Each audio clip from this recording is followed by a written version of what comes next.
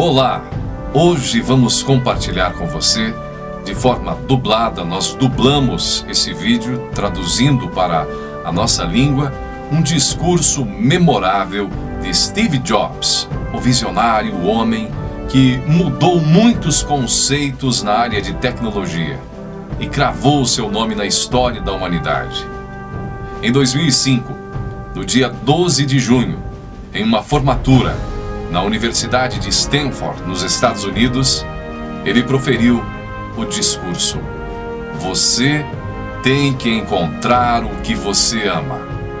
Vamos conferir.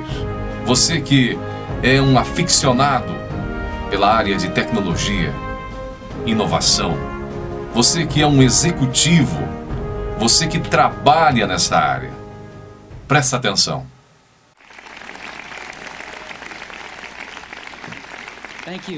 Obrigado. É uma honra estar com vocês hoje nessa formatura de uma das mais excelentes universidades do mundo. Verdade seja dita, eu nunca me formei na faculdade. Esta foi a vez na vida em que eu cheguei mais perto de uma formatura de faculdade. Hoje eu gostaria de contar para vocês 3 histórias da minha vida. É isso, não é grande coisa, só 3 histórias. A primeira história é sobre ligar os pontos. Eu deixei a Reed College depois dos primeiros 6 meses, mas então eu fiquei um tempo de 18 meses antes de eu realmente sair. Então, por que eu saí? Começou antes de eu nascer. Minha mãe biológica era uma jovem e solteira estudante de faculdade, e ela decidiu me colocar para adoção. Ela achava muito fortemente que eu deveria ser adotado por pessoas formadas, então tudo estava preparado para que quando eu nascesse, fosse adotado por um advogado e sua esposa.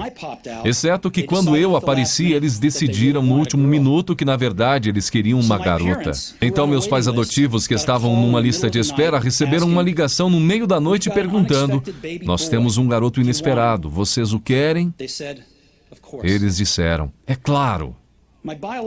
Minha mãe biológica mais tarde descobriu que minha mãe adotiva nunca se formou na faculdade e que meu pai adotivo nunca se formou no colégio, ensino médio.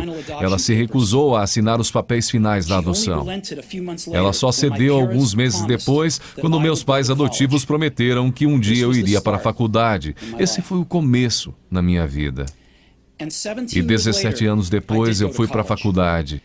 Mas, ingenuamente, eu escolhi uma faculdade quase tão cara quanto Stanford. E todas as economias dos meus pais, de classe operária, estavam sendo gastas na minha educação superior. Depois de 6 meses, eu não podia enxergar o valor daquilo, eu não tinha ideia do que queria fazer com minha vida, e nenhuma ideia de como a faculdade poderia me ajudar a descobrir. E lá estava eu, gastando todo o dinheiro que meus pais economizaram durante suas vidas inteiras. Então eu decidi sair e confiar que tudo ia acabar dando certo. Era bem assustador naquela época, mas olhando para trás, foi uma das melhores decisões que eu já tomei. Assim que eu saí, eu pude parar de assistir às aulas obrigatórias que não me interessavam e comecei a assistir as que pareciam interessantes. Nem tudo foi tão romântico. Eu não tinha um dormitório, então eu dormia no chão do quarto dos amigos. Eu devolvia garrafas de Coca-Cola aos depósitos por 5 centavos para poder comprar comida, e eu andava 7 milhas através da cidade toda noite de domingo para pegar uma boa refeição semanal no templo Hare Krishna. Eu amava aquilo. E muito do que eu encontrei seguindo minha curiosidade e intuição se mostrou de valor incalculável mais tarde. Deixe-me dar um exemplo. A Reed College, naquele tempo, oferecia, quem sabe, a melhor instrução sobre caligrafia no país. Por todo o campus, cada pôster, cada etiqueta em cada gaveta apresentava uma bela caligrafia manual. Por eu ter saído e não ter que assistir às aulas normais, eu decidi tomar aulas de caligrafia para aprender a fazer aquilo. Eu aprendi sobre caracteres com e sem serifa, sobre a variação do espaço entre diferentes combinações de letras, sobre o que torna a grande tipografia grande. Era bonita, histórica, artisticamente sutil de uma maneira que a ciência não pode capturar. E eu achei aquilo fascinante. Nada disso tinha sequer um lampejo de aplicação prática na minha vida. Mas 10 anos depois, quando nós estávamos projetando o primeiro computador Macintosh, aquilo tudo voltou para mim. E nós colocamos tudo no Mac. Foi o primeiro computador com uma tipografia bonita. Se eu nunca tivesse entrado naquele simples curso da faculdade, o Mac nunca teria múltiplos tamanhos de letra ou fontes proporcionalmente espaçadas. E já que o Windows copiou o Mac, provavelmente nenhum computador pessoal teria.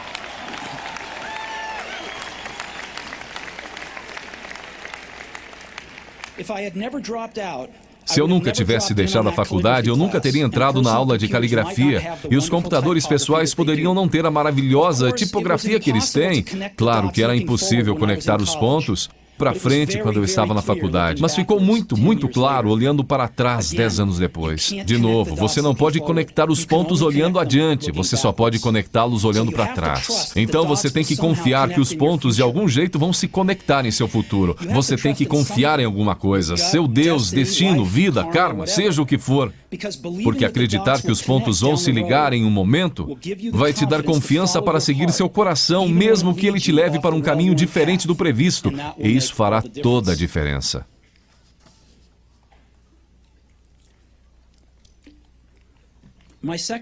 Minha segunda história é sobre amor e perda. Eu fui sortudo. Encontrei o que eu amava fazer cedo na vida. O Oz e eu começamos a Apple na garagem dos meus pais quando eu tinha 20 anos. Nós trabalhamos duro e em 10 anos a Apple cresceu de apenas nós dois numa garagem para uma companhia de 2 bilhões de dólares com mais de 4 mil empregados. Nós acabávamos de lançar nossa maior criação, Macintosh, um ano antes, e eu fizera 30 anos. E então eu fui demitido. Como você pode ser demitido de uma empresa que você começou? Bem, conforme a Apple cresceu, nós contratamos alguém que eu achava muito talentoso para levar a empresa comigo. E no primeiro ano, mais ou menos, as coisas saíram bem. Mas então nossas visões do futuro começaram a divergir e, eventualmente, nós tivemos uma briga. Quando isso aconteceu, nosso quadro de diretores ficou do lado dele. Então, aos 30 anos, eu estava fora, e muito escandalosamente fora. O que tinha sido o foco de toda a minha vida adulta se foi, e isso me destruiu. Eu realmente não sabia o que fazer por alguns meses. Senti que tinha decepcionado a geração anterior de empreendedores, que tinha deixado cair o bastão no momento em que ele estava sendo passado para mim. Eu encontrei David Packard e Bob Noyce e tentei me desculpar por ter estragado tudo daquela maneira. Foi um fracasso público e eu até mesmo pensei em deixar o vale. Mas alguma coisa lentamente começou a nascer em mim. Eu continuava amando o que eu fazia. As coisas que aconteceram com a Apple não mudaram isso em nada. Eu havia sido rejeitado, mas continuava amando. Foi quando decidi começar de novo. Não enxerguei isso na época, mas ser demitido da Apple foi a melhor coisa que podia ter acontecido para mim. O peso de ser vitorioso foi substituído pelo vazio de ser um iniciante outra vez, sem muita certeza sobre nada. Isso me deu liberdade para começar um dos períodos mais criativos da minha vida. Durante os 5 anos seguintes, criei uma companhia chamada Next, outra companhia chamada Pixar, e me apaixonei por uma mulher maravilhosa que se tornou minha esposa. Pixar fez o primeiro filme animado por computador, Toy Story, e é o estúdio de animação mais bem-sucedido do mundo. Em uma inacreditável guinada de eventos, a Apple comprou a Next. E eu voltei para a empresa, e a tecnologia que desenvolvemos nela está no coração do atual renascimento da Apple.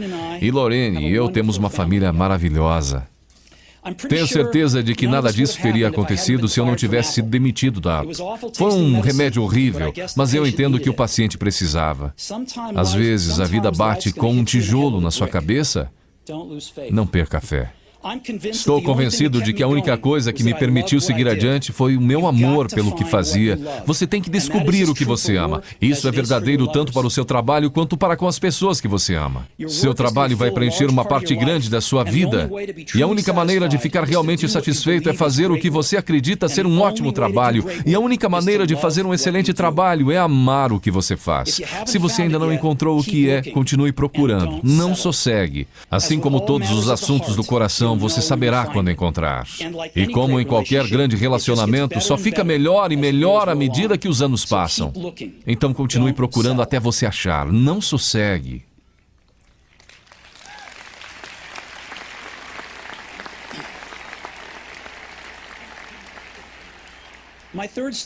Minha terceira história é sobre a morte. Quando eu tinha 17 anos, eu li uma citação mais ou menos assim: se você viver cada dia como se fosse o último, algum dia provavelmente você vai acertar.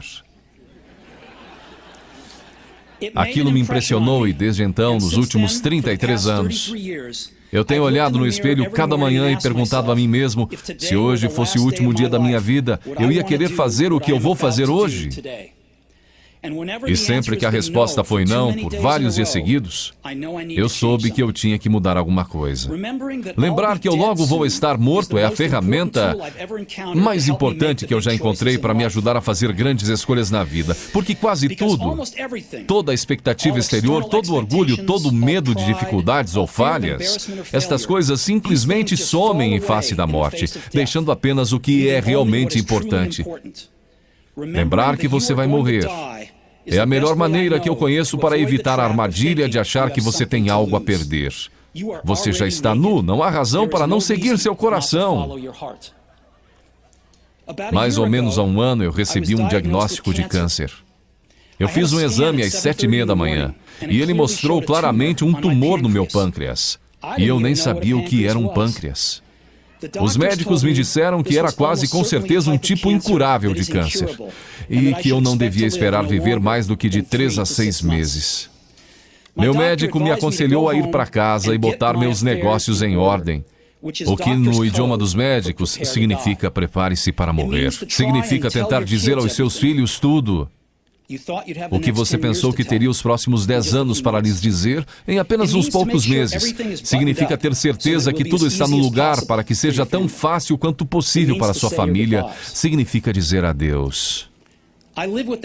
Eu fiquei com aquele diagnóstico o dia inteiro. Depois, naquela noite, eu tive uma biópsia, em que eles enfiaram um endoscópio na minha garganta através do meu estômago e dentro dos meus intestinos, colocaram uma agulha no meu pâncreas e pegaram algumas células do tumor. Eu estava sedado, mas minha esposa, que estava lá, me disse que quando eles viram as células no microscópio, os médicos começaram a chorar, porque descobriram que era uma forma muito rara de câncer pancreático que seria curável através de cirurgia. Eu fiz a cirurgia e hoje eu estou bem.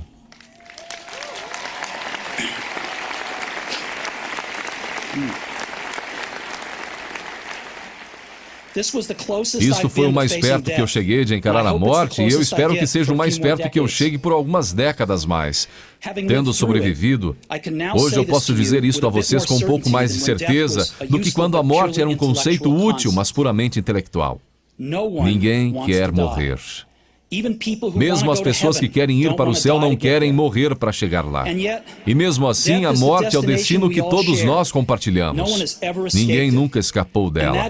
E é como deveria ser, porque a morte é muito provavelmente a melhor invenção da vida. É o agente de mudança da vida. Ela tira o velho do caminho para dar espaço ao novo. Por enquanto, o novo são vocês. Mas algum dia, não muito distante, vocês gradualmente vão se tornar os velhos e sair do caminho. Me desculpe por ser tão dramático, mas é totalmente verdade. Seu tempo é limitado, então não gaste vivendo a vida de outra pessoa. Não caia na armadilha do dogma, que é viver com os resultados do pensamento de outra pessoa. Não deixe o ruído da opinião alheia sufocar sua voz interior. E mais importante, tenha coragem de seguir seu coração e sua intuição. Eles, de alguma forma, já sabem o que você realmente quer se tornar. Tudo mais é secundário.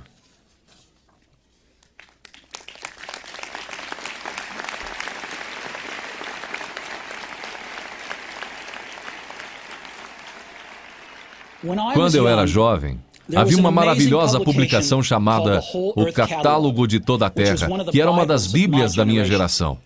Foi criada por um camarada chamado Stuart Brand, não muito longe daqui, em Menlo Park. E ele deu vida à publicação com seu toque poético.